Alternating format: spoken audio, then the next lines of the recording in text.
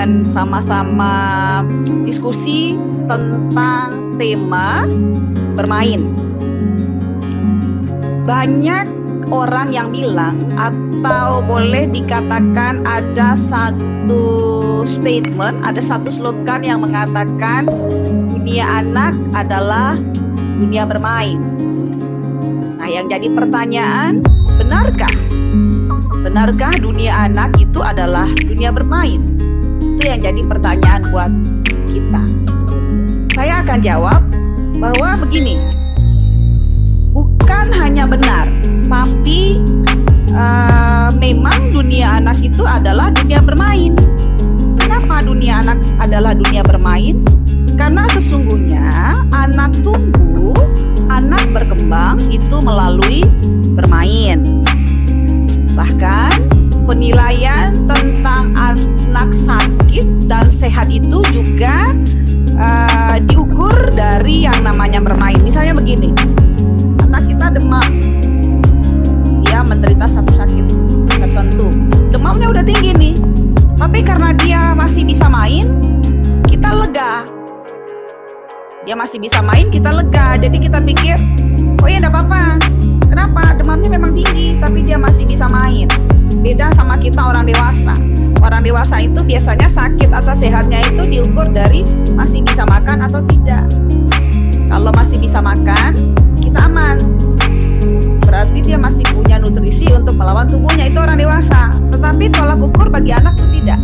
Tolak ukur bagi anak adalah ketika dia sakit pun, kalau dia masih bermain, berarti kita masih aman. Itulah sebabnya pusat-pusat atau lembaga-lembaga yang bergerak dalam pelayanan anak yang sedang menderita suatu penyakit tertentu, katakanlah penyakit kanker, itu biasanya mereka punya pelayanan yang mengirimkan volunteer-volunteer ke rumah sakit tertentu untuk mengajak anak-anak bermain. Sehingga walaupun anak-anak sudah dalam suatu kondisi penyakit terminal, anak-anak tetap bisa bermain, ya. Nanti kita lihat sama-sama kenapa alasannya demikian. Bisa disimpulkan bahwa anak benar-benar hidup atau hidup anak menjadi benar-benar hidup jika anak bermain. Ya, hidup anak benar-benar hidup jika anak bermain. Nah, pertumbuhan dan perkembangan anak juga menjadi maksimal dengan bermain. Bermain jadi metode yang paling tepat untuk anak-anak.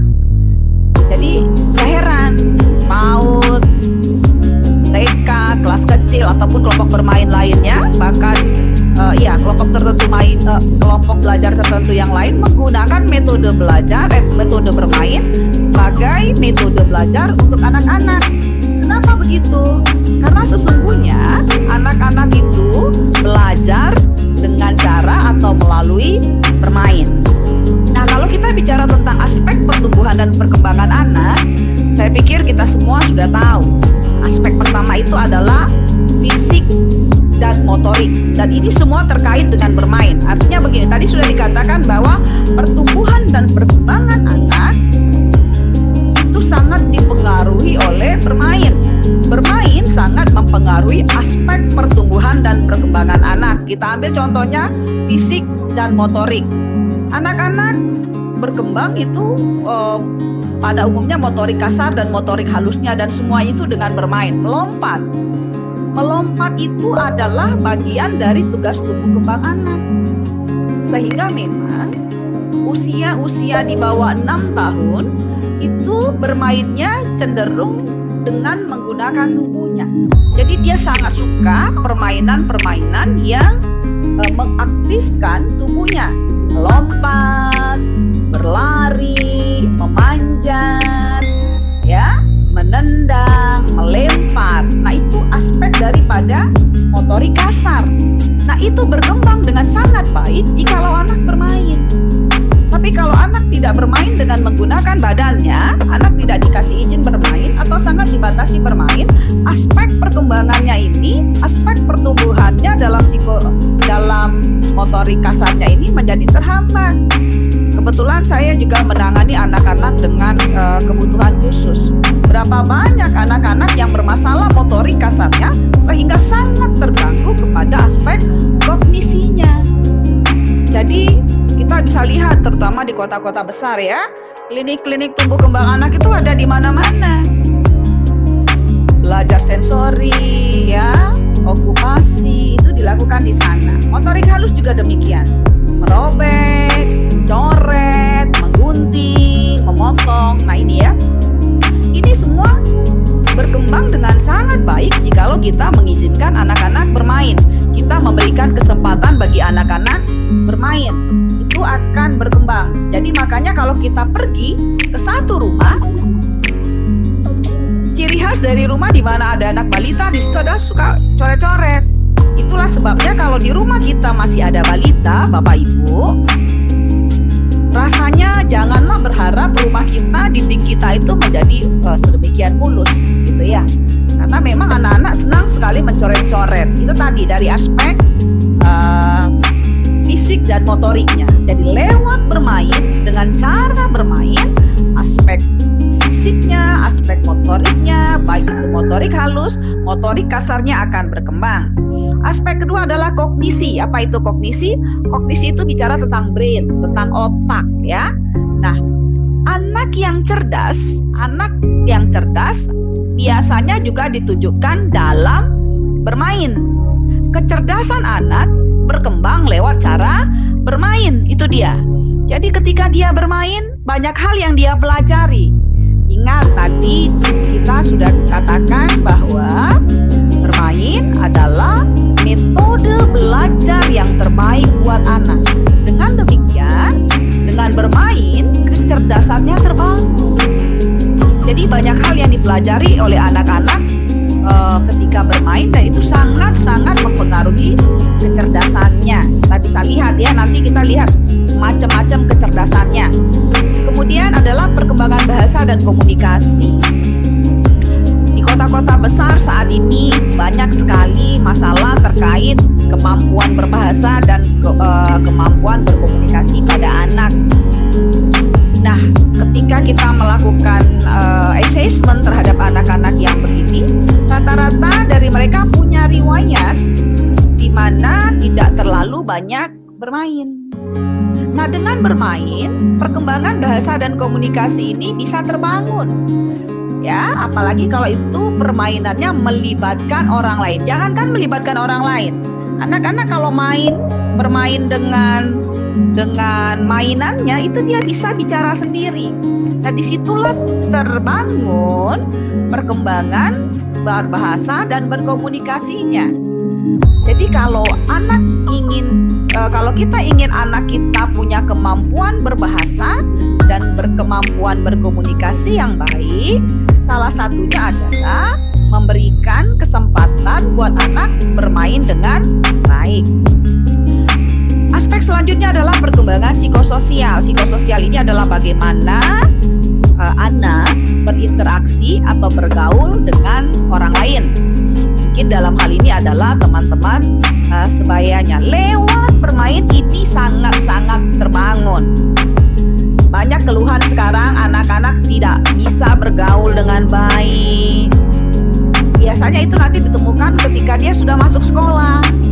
Mungkin ketika dia belum masuk sekolah itu tidak terlihat, karena memang keluhan pada anak terlihat ketika dia mulai masuk sekolah.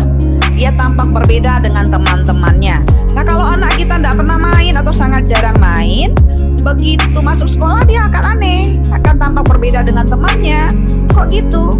Lah iya, teman-temannya asik main dengan teman-teman yang lain. Nah, dia nggak punya kemampuan bersosialisasi itu. Dia nggak punya kemampuan menegur orang lain. Dia tidak punya kemampuan untuk menjalin percakapan dengan orang lain. Ini dia ya. Ini dia, perkembangan psikososialnya sangat dipengaruhi oleh kemampuan anak bermain. Termasuk juga kemampuan sosio-emosinya. Di dalam bermain, terutama bermain dengan teman-teman, emosi seseorang, emosi anak itu terbangun. Dia jadi tahu apa yang namanya senang. Dia menjadi tahu apa yang namanya tidak suka. Dia jadi tahu mengekspresikan perasaannya dengan tepat. Nah, Nah, ini terbangun ketika bermain. Kita bisa lihat sering sekali ya anak-anak itu ketika dia bermain sama temannya, tahu-tahu dia nangis gitu. Nah, kita sebetulnya responnya tidak perlu terlalu berlebihan ketika ada anak yang pulang ke rumah tahu-tahu menangis gitu. Itu sebetulnya adalah proses di mana perkembangan sosio-emosinya sedang terbangun lewat interaksi yang terjadi ketika dia bermain. Nah, ini sangat Bapak Ibu ya, ini sangat penting untuk diperhatikan. Kemampuan bersosialisasi, kemampuan mengembangkan emosi dengan tepat itu sangat diperlukan di dalam hidup bermasyarakat. Nah, ini akan semakin nyata nanti ketika seorang anak masuk sekolah, ketika dia tumbuh jadi orang dewasa, ketika nanti dia harus bekerja, berusaha, ya. Kecerdasan atau perkembangan sosio-emosi dan bagaimana cara dia bersosialisasi dengan orang lain itu sangat berpengaruh. Sehingga kemampuan ini harus dikembangkan melalui cara bermain. Pada anak-anak sebetulnya perkembangan moral dan etika itu sudah terjadi. Moral itu begini loh, dia tahu mana yang boleh, mana yang tidak boleh, mana yang pantas, mana yang tidak pantas. Dan biasanya seorang anak memperoleh itu, kemampuannya itu berkembang itu lewat cara bermain. Dia menjadi paham, karena ketika anak bermain, terutama bermain dengan teman-temannya, tentu ada yang namanya rule, ada yang namanya aturan, ada yang namanya konsekuensi. Ini loh. Jadi ketika dia main, kemampuan moralnya, perkembangan moral dan etikanya berkembang. Kenapa? Waktu main itu ada aturan. Main tak umpet itu ada aturan. Main lari-lari itu ada aturan. Ya, ada aturan. Nah, semua aturan itu memiliki konsekuensi. Kalau kamu main tak umpet, ketahuan, konsekuensinya sekarang kamu yang jaga, ya. Dia paham ada konsekuensi dari yang namanya aturan. Itulah bagian dari pertumbuhan moral. Sehingga besok ketika dia masuk sekolah, ketika dia mulai masuk ke masyarakat yang lebih luas, tidak sulit lagi memperkenalkan aturan. Oh iya, masuk sekolah. Di sekolah kita aturannya masuk jam 7. Nah, kalau kamu datangnya jam 7 lewat 15 menit, konsekuensinya begini. Nah, kalau dia bermain selama ini dengan baik Bapak Ibu, maka tidak sulit untuk memberikan atau mengajarkan tentang aturan dan konsekuensi. Berikutnya adalah perbedaan. Ini yang saat ini sedang bermasalah di Republik ini. Perbedaan dan keberagaman. Anak-anak yang biasanya bermain dengan baik, bermain dengan anak-anak lain yang usianya sepantaran dengan dia, yang berbeda dalam banyak hal dengan dia, biasanya lebih mudah menerima perbedaan dan keberagaman. Oh iya, ini rambutnya keriting, saya lurus, it's okay. Oh yang ini kulitnya coklat, saya kuning, it's okay. Itu namanya perbedaan dan keberagaman. Dia tahu bagaimana menghormati orang yang berbeda dari dia. Dan dia juga cukup percaya diri, memiliki kepercayaan diri yang positif walaupun dia berbeda dengan orang lain. Misalnya gini, teman-temannya putih, dia hitam, it's okay. Kenapa? Karena dia sudah belajar perbedaan. Dia sudah belajar yang keberagaman. Tidak boleh ejek orang yang berbeda dengan kita dalam berbagai aspek. Nah, itu beda warna kulit, suku, agama, nggak masalah. Nah, ini bisa terbangun Bapak Ibu lewat kesempatan bermain, ya, itu dia. Jadi banyak sekali hal-hal yang dibangun ketika anak bermain. Selain tadi moralnya, etikanya, di mana dia belajar aturan, belajar konsekuensi, belajar perbedaan dan keberagaman, terbangun juga yang namanya dengan positif itu esteem. Dia punya harga diri yang baik. Kan biasa main.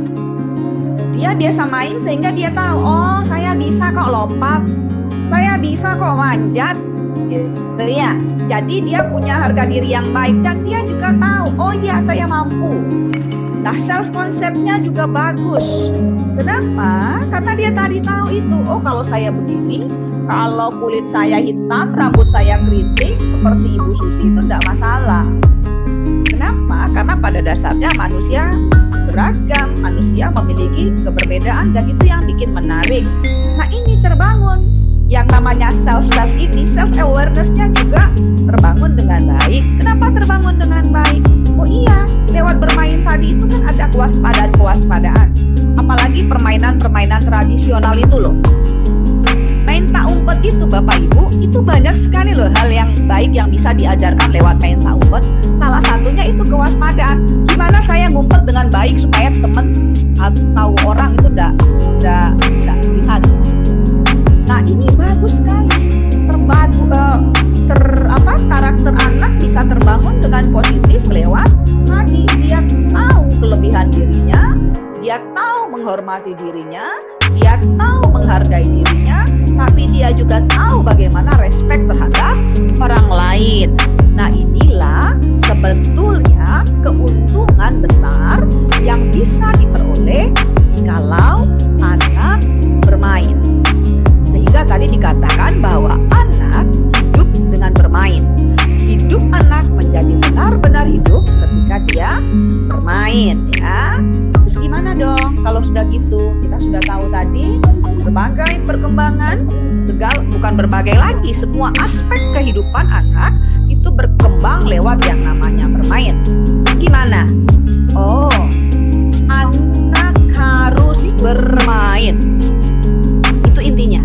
Intinya adalah anak harus bermain. Ya, kalau anak tidak bermain, maka tadi terganggu pertumbuhan dan perkembangannya dalam berbagai aspek. Saat ini tempat itu. Jadi kalau sampai orang Palestina begitu,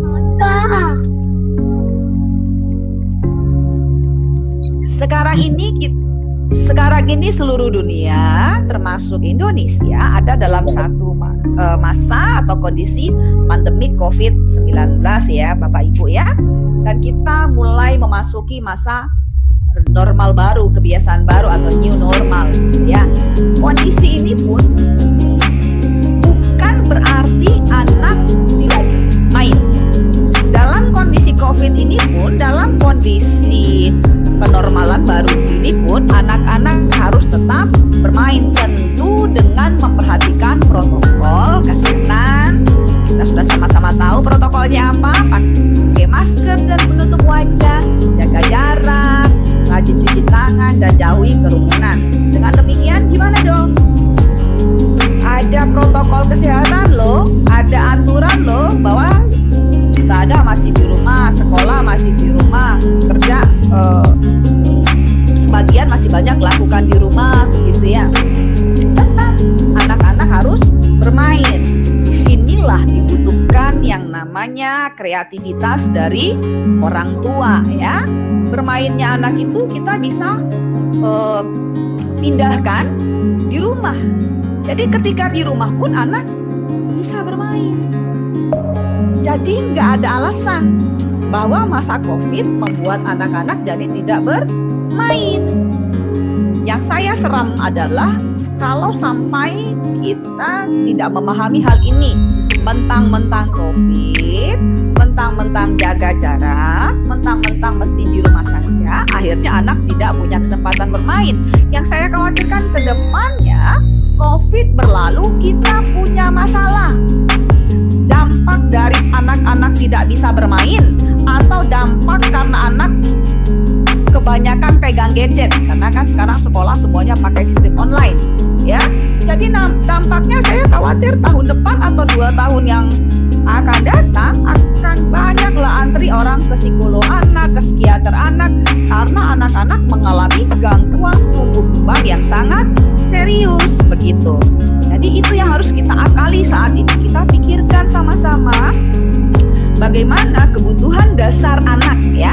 Kebutuhan bermain itu merupakan kebutuhan dasar anak tetap terpenuhi di masa COVID. Jadi tetap main. Mainnya di mana? Sudah pasti main di rumah. Ya. Nah, rumah. Gak ada alasan, oh rumah saya udah besar, gak punya pekarangan. Rumah itu kan begini. Rumah itu terdiri dari pekarangan, teras, kamar tidur. Bapak Ibu bilang gini, tidak ada pekarangan, it's okay. Punya teras enggak? Enggak punya. Tidak ada pekarangan, enggak punya teras. Oke, masih punya kamar tidur kan? Masih punya dapur kan? Ada garasi. Tapi masih punya kamar mandi kan? Gitu kan? Paling minimal rumah itu pasti ada dapurnya, kamar tidurnya, kamar mandinya, dinding. Semua rumah pasti punya dinding. Punya pintu, punya jendela, punya atap, punya lantai, dan lain-lain.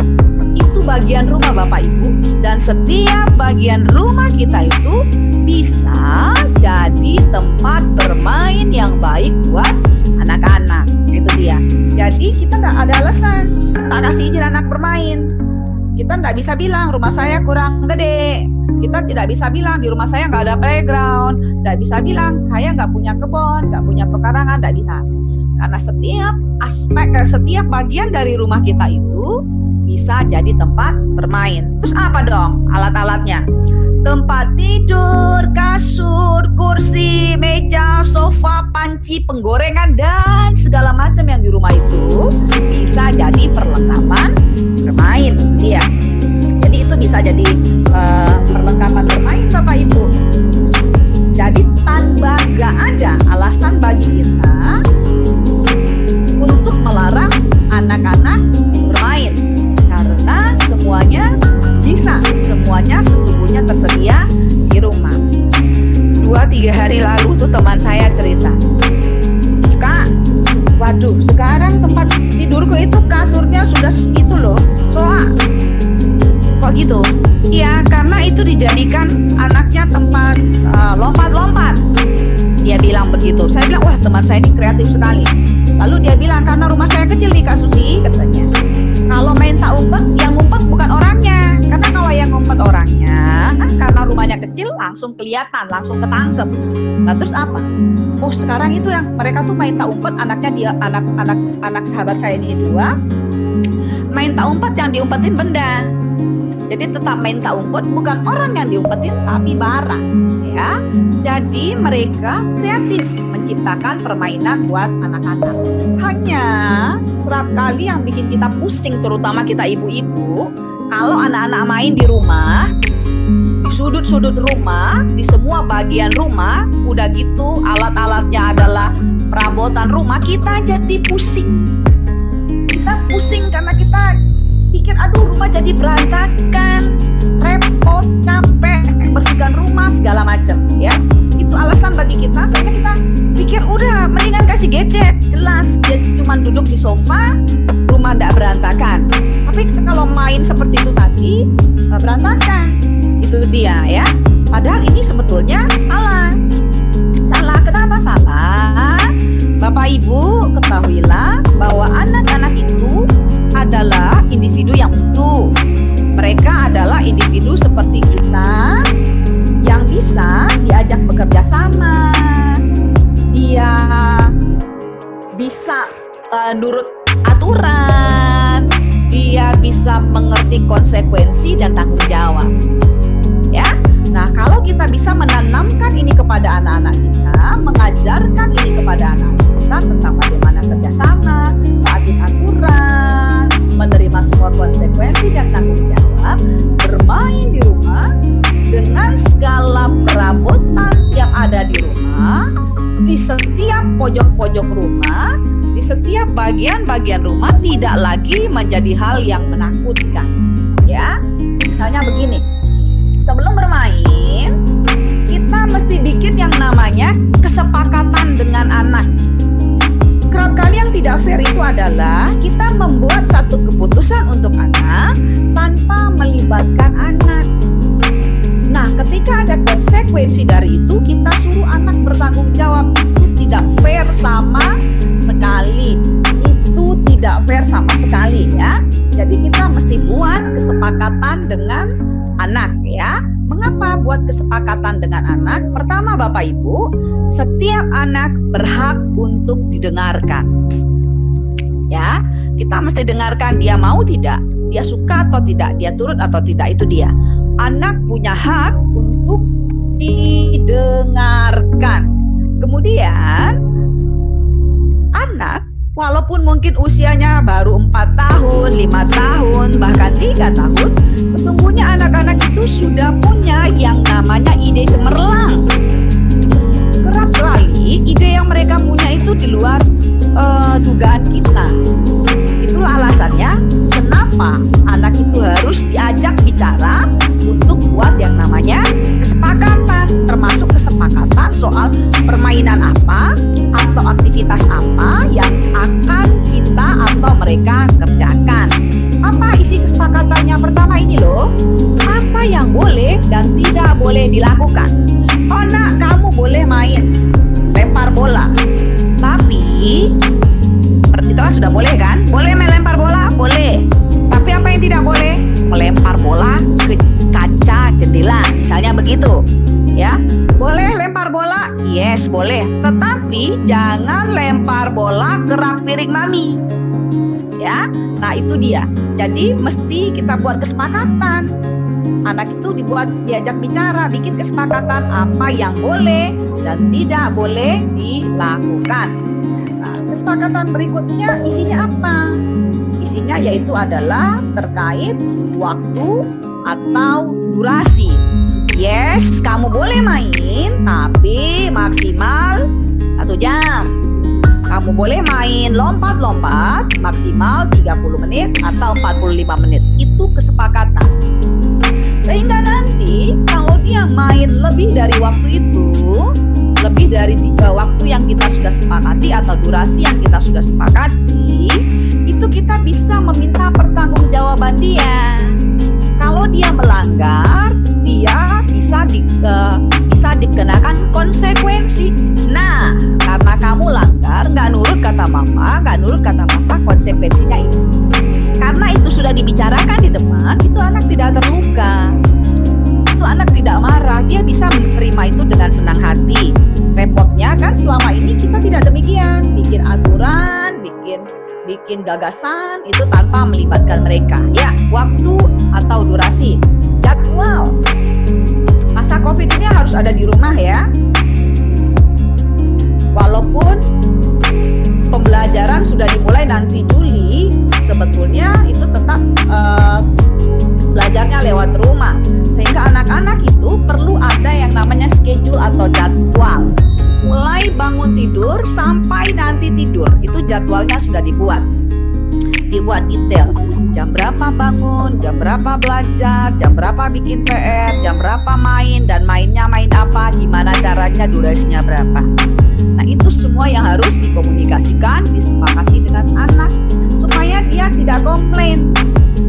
Ketika waktunya belajar, ya dia belajar. Ketika waktunya bermain, dia main. Tetapi kalau kita minta dia untuk taat pada kesepakatan itu, kita pun mesti taat. Ya, jangan kita minta dia untuk taat pada kesepakatan, kita sendiri tidak. Ya, itu Bapak Ibu. Saya akan tampilkan, saya akan coba menampilkan beberapa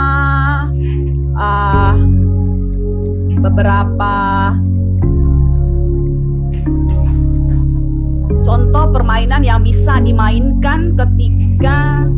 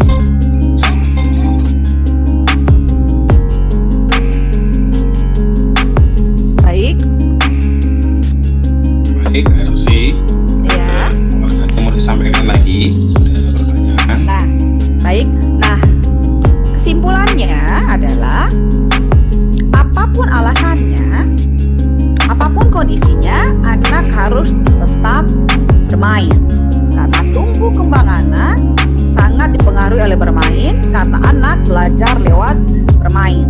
Itu Pak. Saya kembalikan kepada host. Oke, mungkin ini menarik dari kesimpulannya. Ulangi Susi. Apapun kondisinya, anak harus bermain. Tidak ada alasan anak tidak bermain, karena tumbuh kembang anak sangat dipengaruhi oleh bagaimana dia bermain. Dan anak belajar melalui bermain. Terima kasih Susi. Mari Bapak Ibu yang di tempat masing-masing kita berikan aplaus, tepuk tangan yang paling meriah di tempatnya masing-masing sampai kita sendiri di tempatnya kita masing-masing. Nah, terima kasih Susi. Nah, baik, sebelumnya langsung di chat sudah ada pertanyaan dari Ibu Bu Susi. Mana masa ini anak sering main bareng games dan kelihatannya sangat seru. Saya sedikit khawatir, tapi kakaknya dari anak yang bermain itu yang sekarang sudah usia SMA bilang nggak apa-apa Ma. Saya minta pencerahan dari Bu Susi. Terima kasih. Jadi anaknya sudah SMA gitu ya Pak ya? Bagaimana anaknya main games ya? Bukan begitu? Bagaimana masa pandemi ini anak sering main games gitu ya Pak? Kelihatannya sangat. Yang anak yang bermain itu masih SD. Kakaknya bilang nggak Bu Ma. Menurut Susi bagaimana? Jadi gini, Ibu, Bapak-bapak, memang nggak apa-apa anak-anak main games. Nggak apa-apa, tapi nggak apa-apanya ini kan ada ketentuan dan syarat yang berlaku. Ketentuan dan syarat yang berlaku itu tentu kita mesti buat. Saya ini beberapa hari lagi itu akan ada kita seminar dengan para dokter terkait gangguan serius pada kesehatan anak akibat gadget ini. Kenapa? Kemarin-kemarin sebelum pandemik Bapak Ibu ini sudah jadi masalah. Sekarang jadi tambah masalah. Kenapa tambah masalah? Loh, kemarin-kemarin dia kan belajar di sekolah nggak pakai handphone tuh. Waktu belajar paling di rumah. Sekarang Bapak Ibu dia sudah main handphone terus. Nah kalau mainnya juga sudah belajar pakai handphone, bikin PR pakai handphone, laporan ke sekolah pakai handphone. Kalau sampai bermain pun pakai handphone, kalau cuman sekali dua kali mungkin tidak terasa. Tetapi yang kita khawatirkan adalah dampaknya ke depan. Gangguan serius pada mata akibat radiasi, gangguan serius pada syaraf akibat posisi tertentu yang cukup lama. Dan yang berbahaya itu adalah gangguan syaraf dan gangguan otak. Itu dia. Apalagi kalau anaknya SD, SD-nya kelas berapa ini tadi? Nah, kelas 5. Nah, apalagi anak kelas 5 begitu ya. Dia sudah mulai masuk pra remaja, itu akan semakin kompleks. Jadi silakan, tetapi bikin aturan Ibu. Bikin kesepakatan. Games apa yang dia boleh mainkan dari handphonenya dan berapa lama. Tetapi kalau masih bisa, kalau bisa diusahakan, janganlah main handphone lagi ketika main. Cukup handphonenya dipakai untuk aktivitas sekolah karena saat ini memang itu tidak terelakkan. Itu masih beda loh dengan kakaknya yang SMA. Kalau kakaknya SMA kan mungkin itu sudah lebih stabil. Tetapi itu pun tetap tidak bisa kita bilang dalam keadaan bebas. Yang dikhawatirkan, salah satu hal yang dikhawatirkan pasca pandemik ini adalah semakin banyak gangguan tumbuh kembang anak yang sifatnya serius akibat gadget melulu ketika masa pandemi. Begitu Ibu. Jadi tolong diminimalkan. Jawab ya Ibu nanti kalau belum bisa dipertanyakan lagi karena ini ada beberapa dengan para ibu-ibu ya. Nah, satu lagi ada pertanyaan dari Ibu Handayani Novaria. Bu, selamat malam. Saya Handayani dari Palembang. Anak saya dari kecil sangat aktif dan kreatif. Memasuki kelas 6 SD, anak saya sudah tidak aktif dalam bermain. Apalagi sekarang sudah mau masuk SD. Banyak di dalam kamarnya. Maksudnya banyak kegiatan di dalam kamar. Maka itu wajar untuk usianya, karena stres. Ternyata kenapa sekarang tidak aktif lagi main seperti dulu, dan kalau di kamar hanya menggambar. Katanya sekarang sudah menggambar. Pertanyaan saya, itu wajar untuk anak usianya? Terima kasih sebelumnya. Baik, terima kasih Ibu Handayani. Kelas 6 berarti sudah masuk usia remaja. Pada usia remaja itu dia punya kondisi yang lebih spesifik dan kompleks. Akibat apa? Akibat hormon-hormonnya sudah mulai berkembang dan berfungsi. Nah, Ibu, pada usia remaja itu memang kalau tadinya misalnya anaknya suka aktif gitu ya, dan menurut kita kreatif gitu. Setelah dia remaja belum tentu dia tidak kreatif. Ya, belum tentu tidak kreatif. Nah, anak remaja itu memang punya kecenderungan menarik diri dari lingkungan yang dia anggap tidak pas. Yang pas buat dia itu adalah peer group-nya, konconya, teman sebayanya. Jadi orang tua, adik-adik, kakaknya mungkin itu belum tentu yang pas buat dia. Nah, akhirnya sebagai kompensasinya dia lebih senang menyendiri. Jadi saya pikir itu adalah bagian daripada reaksi yang timbul di masa remaja. Tidak ada yang salah pada dia ketika dia masuk kamar. Ditambah lagi mungkin seusia ini dia juga akan jadi malas bicara. Sehingga kita sebagai orang tua lah yang proaktif untuk mengajak dia berkomunikasi ya. Kadang-kadang ketika ditanya kenapa tidak aktif lagi bermain, kalau di kamarnya hanya gambar. Nah, sebetulnya dia masih aktif, Ibu. Apa aktifnya? Gambar.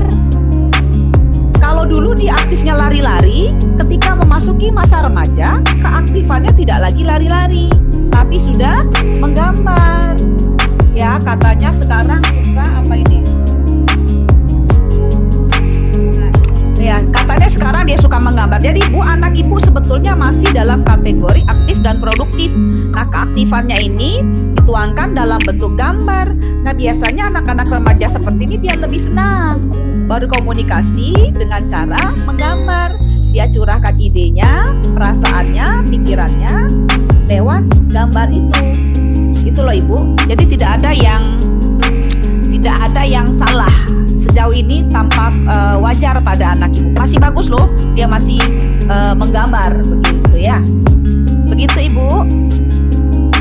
Baik, menjawab ya. Jadi anaknya bukannya pasif, tapi aktif dalam kegiatan lain. Karena sudah remaja, jadi banyak menggambar. Baik, silakan ada yang mau bertanya langsung, angkat tangan sebelum saya ke pertanyaan berikutnya. Oke, undang, silakan mic-nya dibuka. Ya, silakan. Terima kasih atas waktunya. Terima kasih atas materi yang sangat bagus yang sudah diberikan dengan Ibu Susi. Ibu undang adalah guru TK yang setiap hari main dengan anak-anak. Asik ya Bu ya. Ya, asik Bu, asik seru ya. Tapi apa yang sering saya lihat, saya ngajar TK tahun 94 sampai hari ini Bu. Oke. Saya melihat begitu banyak orang tua yang tinggal di perkotaan yang tidak memberikan waktu anaknya bermain di luar.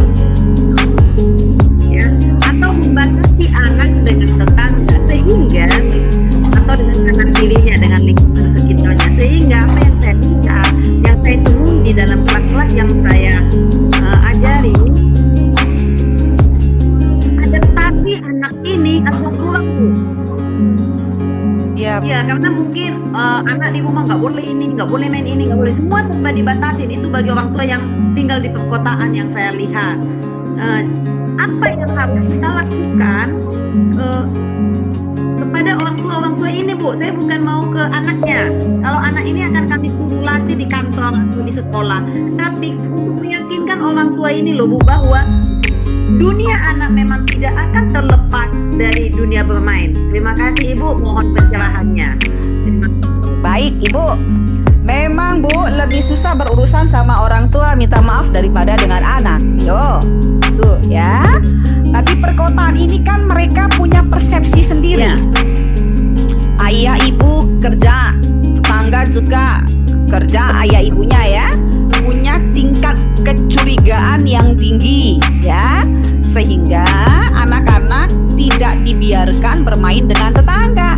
Nggak heran masalah tumbuh kembang anak itu lebih banyak terjadi di daerah perkotaan daripada pedesaan. Termasuk tadi itu yang kita sudah bahas, kemampuan beradaptasi itu kan terkait dengan kemampuan sosialisasi. Bagaimana dia beradaptasi, bersosialisasi dengan temannya.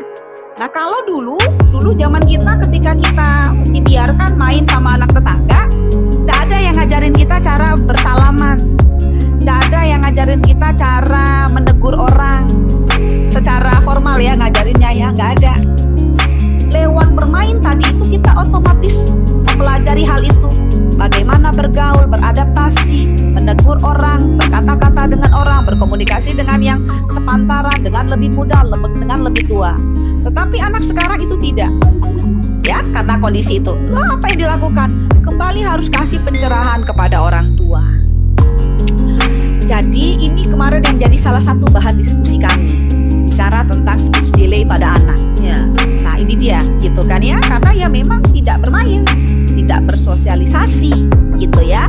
Nah jangan Ibu Mondang, tolong jangan lelah tetap memberikan pencerahan kepada orang tua, begitu ya. Karena sebetulnya mereka bukan ingin anaknya mengalami masalah gitu, tetapi ketika kita memberikan pencerahan kepada orang tua, sebetulnya kita sedang memberikan upaya preventif supaya anak-anak ini tidak punya masalah nanti di dalam bersosialisasi, di dalam beradaptasi dengan orang lain. Nah, sangat bagus ketika ibu itu sudah mulai dari PAUD. Jadi gimana kuncinya? Cuma itu Bu, bilangin lagi orang tuanya. Nanti ketika ambil rapot, ada pertemuan individu atau ada komunikasi individu, kasih jelas begitu, tanpa terlalu ambil pusing terhadap respon orang tua. Semangat mengundang. Ya, itu memang begitu. Memang begitu ya. Ya. Makanya. Terima kasih Ibu Mondang atas pertanyaannya. Saya rasa di sini rata-rata juga sekolah out kelola sekolah dan perhubungan Mondang sama dengan saya juga sebagai kelola sekolah gitu ya, menyampaikan pentingnya bermain kepada orang tua. Kalau di kami tidak ada PR, ya ada seharusnya pelajarannya hanya main gitu ya. Ini waktu untuk kesadarannya, walaupun ya kita mungkin agak kurang gitu ya, tapi lebih mementingkan anak daripada mementingkan orang tua.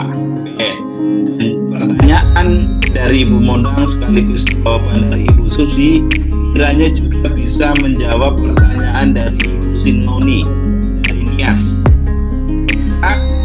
Selalu menemui orang tua yang masih belum paham betul bagaimana pentingnya bermain untuk anak-anak usia dini.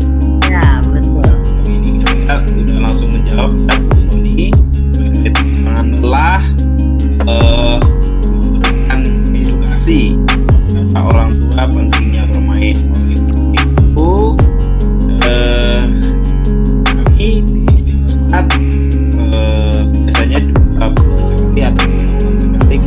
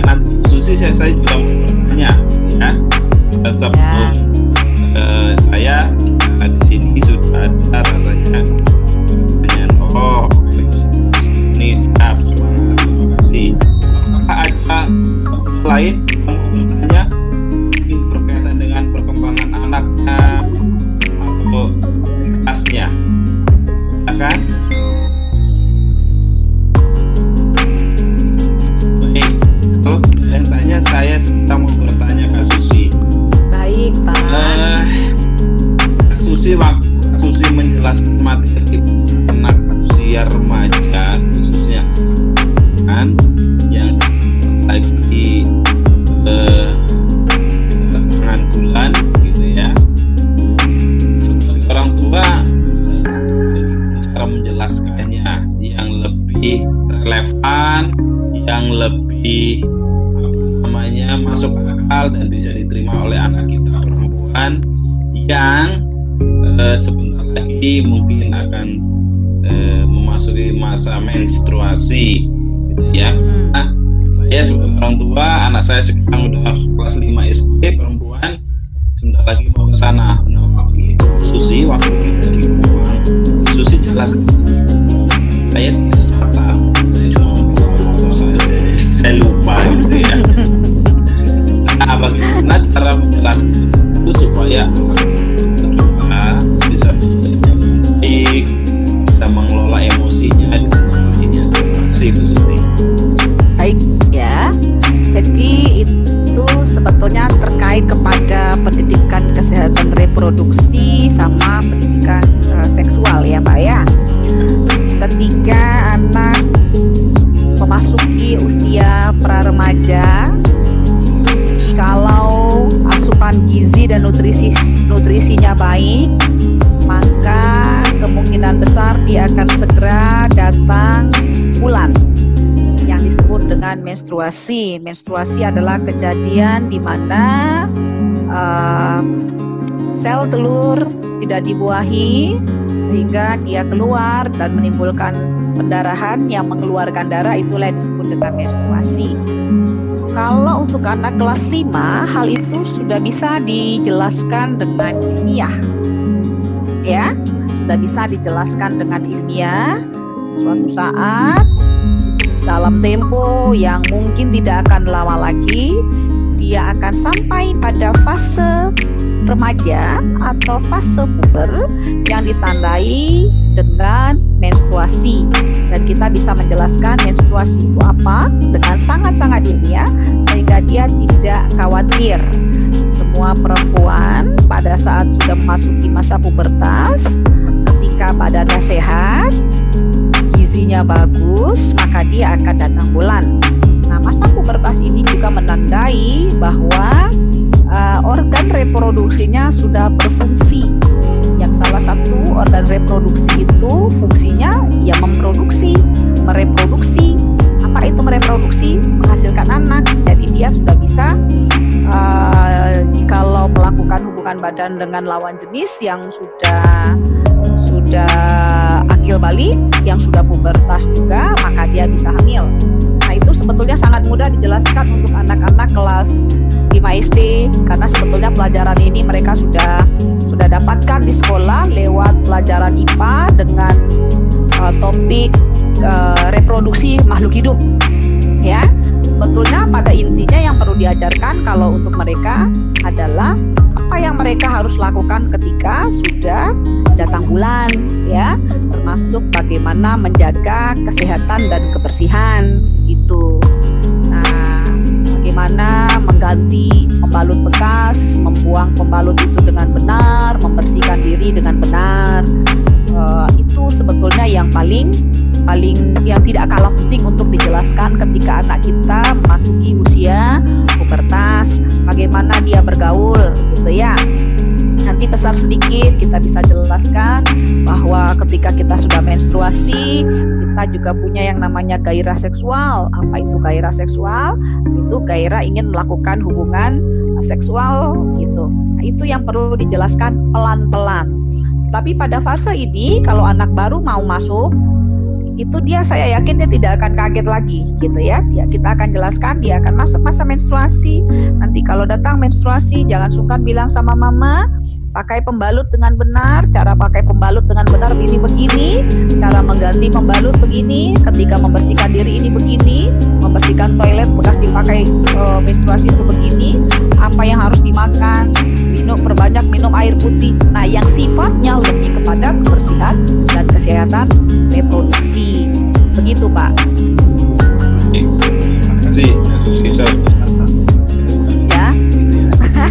Ya. Benar nih, Ibu Hasanah, ya mau tanya. Nah, Ibu Hasanah,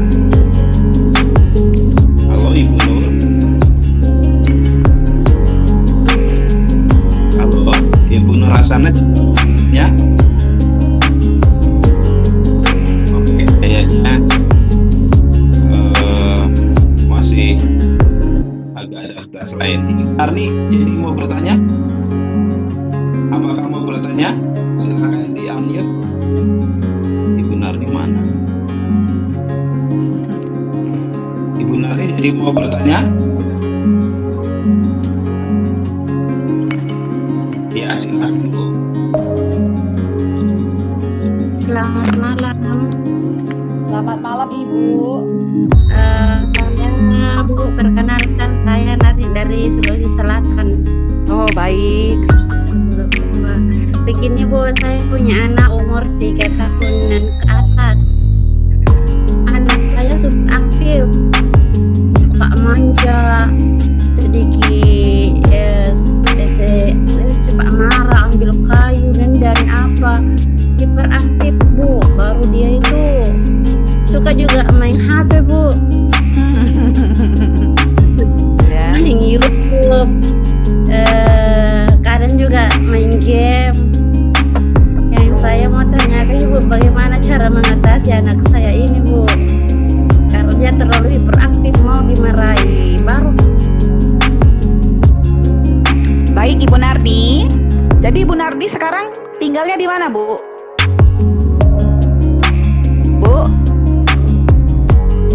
Bu Nardi? Mute. Di Selatan Kabupaten Bulukumba Bu, jaringan. Oh iya baik jaringan. Begini Bu, tanda anak sehat adalah salah satunya dia aktif. Oh iya. Aktif sama hiperaktif itu dua hal yang berbeda ya Bu. Beraktif ya Bu ya. Nah, hiperaktif itu adalah diagnosa yang hanya boleh diberikan oleh ahli. Kita nggak bisa bilang seorang anak itu hiperaktif. Lasak Ibu. Lasak itu anak-anak tuh harus lasak, lari, lompat, manjat seperti tadi saya bilang ya. Ya memang harus begitu. Itu memenuhi tugas tumbuh kembangnya. Berarti Ibu bilang alhamdulillah anak saya tumbuh kembangnya bagus. Dia bisa manjat, dia bisa lompat. Tahukah Ibu, klien-klien saya itu dibawa ke sini gara-gara nggak bisa manjat, nggak bisa jongkok, nggak bisa lompat, akhirnya harus terapi.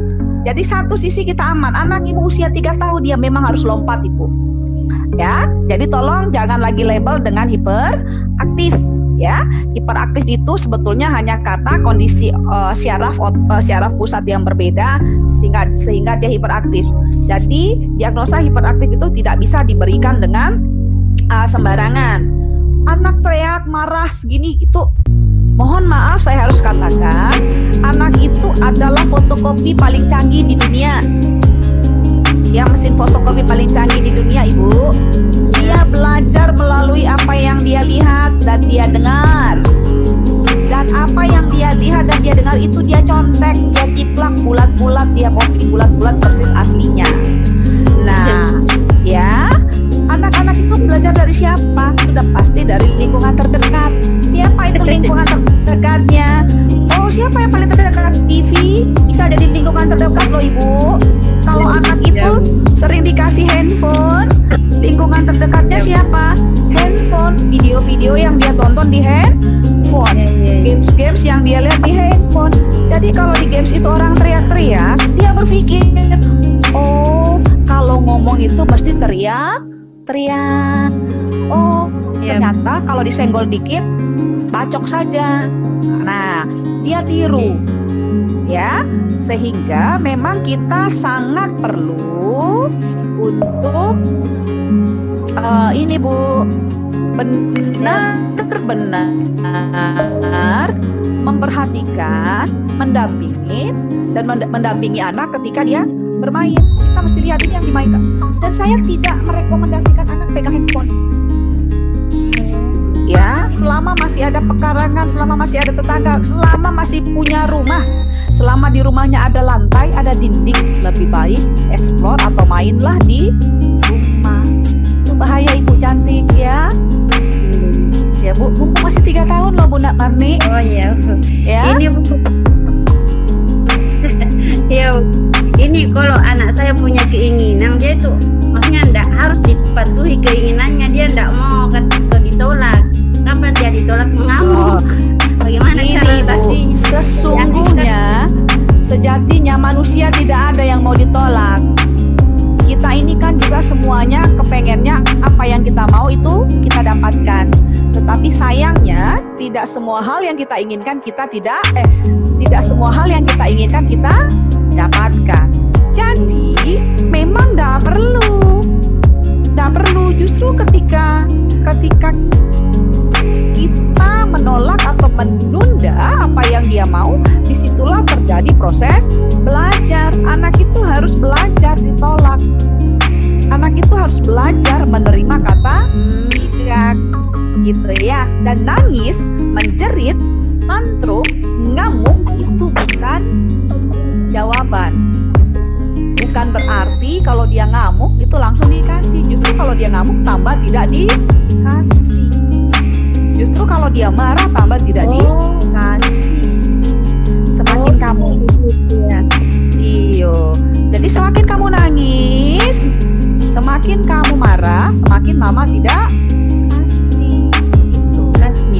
Minta yang baik, minta yang lembut, baru mama kasih. Kamu ngamuk, kamu teriak, mama tidak kasih. Begitu Ibu cantik ya. Bisa ditangkap Bu. Bu Susi. Iya. Iya. Ya. Ya, sudah makasih banyak Bu Susi. Iyo, mari. Baik. Bisa menjawab ya. Jadi anak nangis, kamu itu senjata anak. Nah, iya, terkadang kan orang tuanya nggak sabar Pak. Nah, orang tua harus sabar. Iya gitu kan. Ya. Ada yang lain? Silakan. Oke, ini Bu Susi. WA-nya Bu Susi. Nanti kita share ya. Oke, nanti saya share nomor WA-nya Ibu Susi. Materi nanti di-share di grup lagi gitu ya. Susi, saya nggak punya lagi Susi karena saya Susi orangnya murah hati, nanti akan dikasih ya. Jangan kaget ya. Oke, bertanya lagi Ibu, silakan sebelum kita ya sudah 1 jam kita akan akhiri acara hari ini. Ada yang mau bertanya? Ibu Nur Hasanah bertanya, materinya mantap, bisa di-share Bu? Asal langsung jawab, nanti materinya Bisa. di grup WA. Baik, dan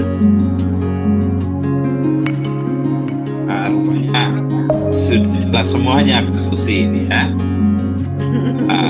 Alhamdulillah, puji Tuhan.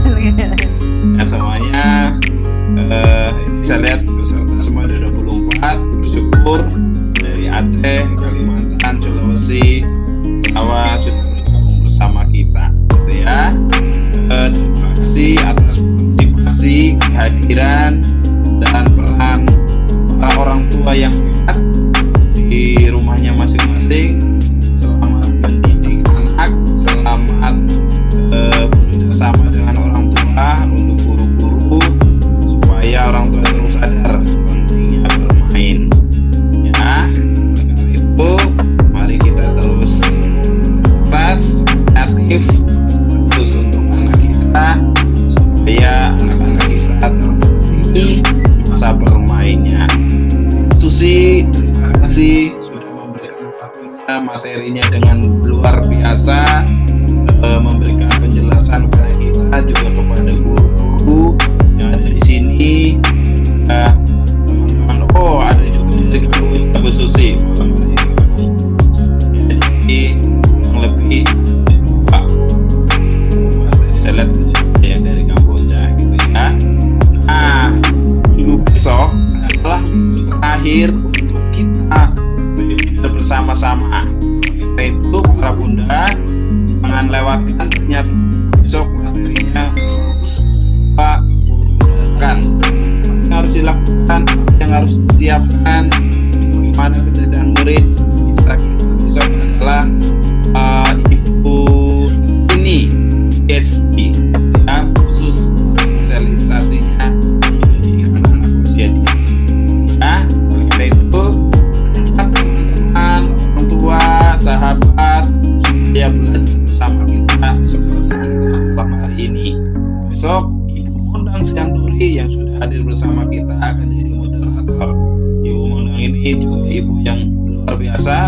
sekolah di TKS Tangerang ya, sudah sama-sama kita. Terus nanti kita bisa berkenalan. Nah, Bapak Ibu, kalau masa pandemi sudah selesai bisa main. Kalau yang dari luar Jakarta, Tangerang, mulai main ke tempat kami dan setelah kami di Soekarno Hatta ya, mau main dengan sehari atau kan saya ya lagi sambal doa, penting nggak beli sambal doa ya. Ya, itu kalau gitu diajak saya. Oh iya ya. Ibu sih ini juga sering ke Manado, sering ke Medan, ke Kupang, apa ya, ini trainer dan kata bahkan sebagai yang berkaitan dengan anak khusus ini sudah selesai, sudah S2, sekarang juga sedang kuliah S1 ya. Terus S1 di bidang hukum ya. Mau Pak Kirno nih. Betul-betul mau mendedikasikan hidupnya di dosen psikologi. Terima kasih semuanya. Selamat malam. Dadah.